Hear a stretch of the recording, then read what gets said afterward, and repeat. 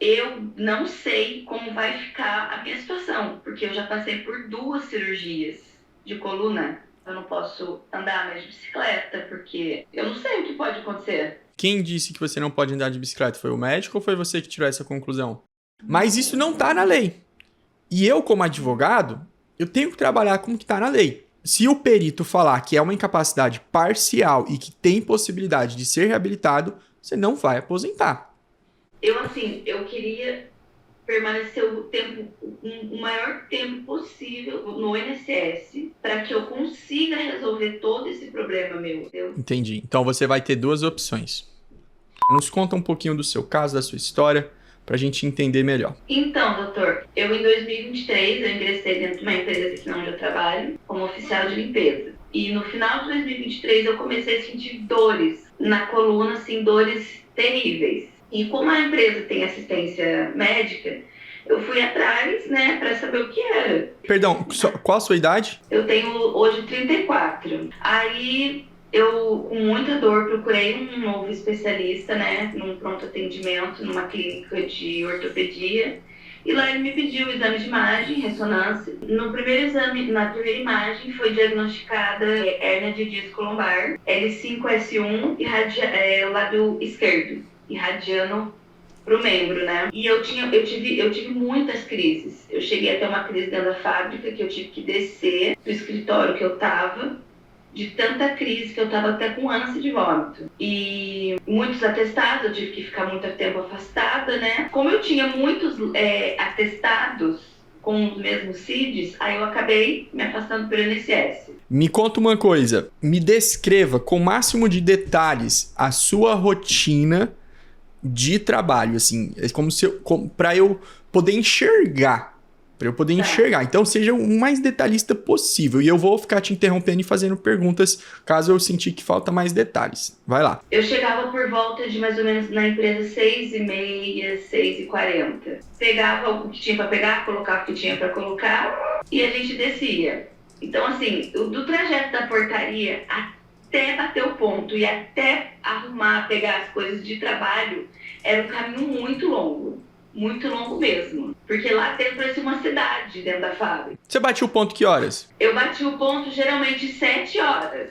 Aí o ponto era no meio da fábrica, a gente já tinha reclamado sobre, né, trazer o ponto para perto da portaria. Aí tinha um DDS lá, né, que era para passar rotina, e o dia ali a gente se arrumava e saía. Terminou o DDS e começou a trabalhar. O que tem de ferramenta nas suas mãos? O carrinho. Que carrinho que é? Eu não lembro o nome desse carrinho. Mas ele é de puxar e de empurrar? Ele é de empurrar. Esse carrinho de empurrar é do tamanho de um carrinho de supermercado? Um pouquinho maior. Aí tem várias coisas nele. Tem vassoura, tem mop água, mop spray, tem spray para limpar vidro, tem rodinho de vidro. Ok, entendi. Beleza, aí você começava o trabalho. Aí você ia limpar o quê? O que você mais limpava? A minha rotina era varrer, passar pano, desocupar, tirar resíduo. Tinha uma pausa? Não. Tinha a pausa do almoço. A pausa do almoço que a gente tinha que também acelerar. Que horas que parava? Eu parava geralmente meio-dia. Daí você saiu meio-dia do ponto e aí você foi pro refeitório. Chega que horas no refeitório? Refeitório a gente chegava mais ou menos uma 12h10, 12h15. Aí já chegava lá, o almoço já estava pronto, já se servia e ia comer. Isso. Beleza. No que você se servia, você almoçava, o almoço era bom? Eu tô enchendo o saco. Com fome, né? Com fome, trabalhando. Já comeu melhores? Já comi melhor. Tô brincando, tá? Você almoçava ali, terminou o prato, era mais ou menos que horas? Sim, mais ou menos meio-dia e meio eu terminava. Que horas que você batia o ponto pra voltar o segundo turno? 1h. Vamos lá então. Esse horário de almoço, se era 15 minutos... Vamos colocar 10, vamos ser generosos. Se era 10 minutos pra subir e 10 minutos pra descer, então 60 tira 20, fica 40. Então, na verdade, de descanso mesmo, era menos de 1h. Era menos de 1h? Menos de 1h. Maria, anota isso no destaque. A supressão da 1h do almoço, né, de 1h do almoço, é algo muito protegido pela nossa legislação. Se eu não estiver enganado, tem um estudo que fala dessa questão. Tanto é que se suprimir o almoço, é 1h de almoço, mínimo, né? Quando suprime isso daí, você tem que pagar uma hora cheia de hora extra. Então, eu não tô conversando trabalhista aqui. Porém, eu tô usando dessa proteção trabalhista para justificar esse agravo por conta do trabalho. Tá entendendo a linha de raciocínio, Maria? A gente tem que construir essa narrativa. Porque aí você tocava até que horas? Até mais ou menos umas 3h30, mas até 3h30 por quê? Porque eu terminava toda a minha rotina e eu ainda tinha que pegar o carrinho, voltar com ele lá pro final da fábrica para poder fazer o 5S que eles falavam, que era organizar, né, lavar, deixar tudo em ordem pro outro dia. Eu bati o ponto 15:05. Beleza. Você tá afastada, deixa eu ver aqui, tá afastada até agosto de auxílio-doença, entendi. O primeiro benefício foi acidente do trabalho, o segundo já não foi. Teve CAT? Tem CAT? Não. Não. Você já foi no Sereste? Não. Sabe o que é Sereste? Mais ou menos. Tá, é um órgão de proteção à saúde do trabalhador. Recomendo que você vá, ligue aí. Tá, Lara? Manda mensagem para ela, esse nome no WhatsApp delas. Ligar no Sereste e agendar uma consulta para emitir a CAT, tá bom? Já faz isso. Independente do que for tocar para frente, faça isso para sua segurança. Tá. Aí você tem hernia de disco, problema na coluna. Tem outro problema além do problema na coluna? O meu reumatologista, ele detectou artrite reumatoide mais soro negativo. Eu tenho sintomas, mas ela não consta nos exames. Eu precisava ter terminado os outros exames, mas eu creio que isso não seja por relação ao meu trabalho. A coluna, sim. A coluna eu nunca tive nada. Mas a artrite reumatoide, ela ataca as articulações. E a coluna é uma articulação. Eu não sei como vai ficar a minha situação, porque eu já passei por 2 cirurgias de coluna e eu tenho a coluna estável, eu não posso andar mais de bicicleta, porque eu não sei o que pode acontecer. Quem disse que você não pode andar de bicicleta? Foi o médico ou foi você que tirou essa conclusão? O médico, ele disse que andar de bicicleta no momento não posso fazer esforço, não posso pegar peso. Eu não acredito que o seu caso seja um caso de aposentadoria. Vou começar a explicar isso. Não acredito. Por conta da sua idade, não é uma incapacidade para toda e qualquer atividade. Então, eu descartaria uma aposentadoria, mas não é eu que defino isso. Quem define isso é médico, é medicina. Eu e o Gustavo, como advogado, olhando pela narrativa, eu não vejo uma aposentadoria. Pela idade, escolaridade, cidade onde você mora, tá me entendendo? Mas é óbvio que quem vai, talvez sua coluna esteja num estágio tão horrível que eu não consegui enxergar isso. E óbvio que eu não vou enxergar porque eu não sou médico. Mas então tem que ter essa ressalva aí da minha palavra, beleza? Agora, se você tem um problema causado ou agravado pelo trabalho e você tem uma sequela permanente que te força, te obriga a mudar de profissão ou restringir muito a sua profissão, então nós estamos diante de um caso de auxílio a acidente depois que você encerrar o tratamento. Então hoje você está afastada porque hoje você não tem condição de trabalhar. Amanhã, daqui um mês, daqui um ano, não sei, você vai chegar num ponto que vai falar assim, não, ou você vai voltar para o trabalho que você ficou boa, ou você vai ter que arrumar outra profissão, que é o que parece que vai acontecer. Essa troca de profissão, ela caracteriza ali a redução da capacidade de trabalho, que vai dar direito ao auxílio-acidente caso seja confirmado que esse problema foi causado pelo trabalho,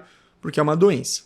Se fosse um acidente dentro ou fora do trabalho, já ia por auxílio-acidente direto. Mas nesse caso, que é doença, tem que confirmar o nexo, a relação com o trabalho. E aí você vai falar assim, Gustavo, mas e aí? Eu não posso voltar mais para a empresa, eu tenho que arrumar outra profissão. O que acontece? Acontece o seguinte, o INSS vai te pagar meia aposentadoria, você vai ter uma estabilidade de 12 meses na empresa, a empresa não vai poder te mandar embora antes desses 12 meses, acabou essa estabilidade, você tá por conta própria, ou seja, tu vai se virar. Claro, o INSS vai te pagar meia aposentadoria, mas aí, dali para frente, acabou a estabilidade, é por conta sua.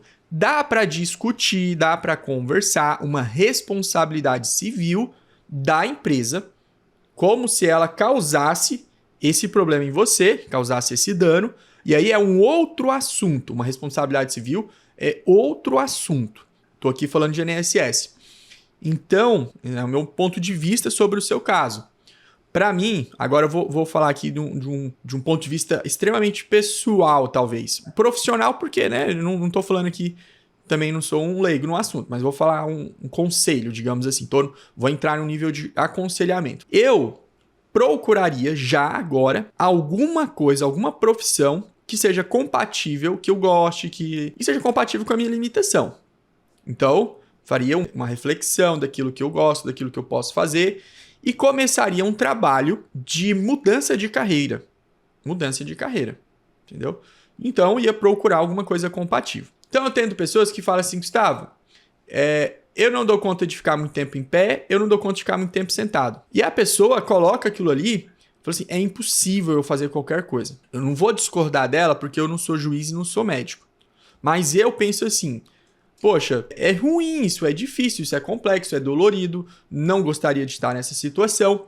Mas, aos olhos do INSS, aos olhos da justiça e aos olhos assim da medicina, pelo que eu acompanho nos outros casos, você fica numa zona cinzenta, onde você não é bom demais para ir lá e fazer acontecer, mas você não é ruim demais para aposentar. Você não é ruim demais para aposentar. Então, se você, no seu caso, né, se você conseguir receber o auxílio acidente, tu vai ter que se reinventar. Isso parece injusto? Depende do que é justiça, porque a lei que existe, ela não contemplou esse tipo de situação, né? Ela só falou assim, ó, parcialmente incapacitada, que é o seu caso, vamos colocar assim, e insuscetível de reabilitação, essa palavra tá na lei. Ou seja, tu não consegue se reabilitar, aí a gente aposenta. Mesmo ela estando incapacitada apenas para a profissão dela. A gente vai aposentar ela. Mas esse insuscetível de reabilitação, hoje, com a sua idade, tá? Com a sua idade, com o ensino médio, tem muitas possibilidades de trabalhar. Uma pessoa mais pessimista vai falar, não, que tá difícil o emprego, e tererê, que ninguém vai querer me contratar. Eu não vou discordar que o mercado de trabalho é competitivo e é difícil. Mas a lei não falou assim. Quando a pessoa estiver parcialmente incapacitada e o mercado de trabalho estiver difícil, nós vamos aposentar. A lei não falou isso. Então, é um argumento justo no sentido humano da palavra, mas isso não está na lei. E eu, como advogado, eu tenho que trabalhar com o que está na lei. Então, você pode até alegar isso, eventualmente, uma pessoa pode alegar isso, mas se o perito falar que é uma incapacidade parcial e que tem possibilidade de ser reabilitado, você não vai aposentar, entendeu? Doutor, a minha intenção não é aposentar, até porque eu sei das minhas possibilidades de aposentar. Eu sou louca também de achar que com 34 anos eu vou... né? Não, mas tem gente que aposenta, inclusive problema de coluna, entendeu? Eu tô falando essas coisas assim, nem porque eu acho que você pensa isso. É mesmo só pra te esclarecer, porque mais cedo ou mais tarde alguém vai falar isso pra ti. Tu tem que aposentar, mulher. Eu queria permanecer o maior tempo possível no INSS para que eu consiga resolver todo esse problema meu. Entendeu? Entendi. Então você vai ter duas opções. Tu pode esperar passar por perícia. Sim. E aí negar, e aí você procurar a justiça. Porque você tá considerando que vai ser reprovada. A segunda é entrar com processo judicial agora. Esse processo judicial seria para forçar o INSS encaminhar você para reabilitação já agora, considerando que você não vai voltar mais para o trabalho pesado, e reconhecer a natureza acidentária do seu benefício, porque esse segundo benefício ele falou que não é acidente de trabalho. Então você tem ali a possibilidade de entrar com uma ação judicial agora, certo? Porém, isso vai envolver custos. Sim. Ok? Qual o custo?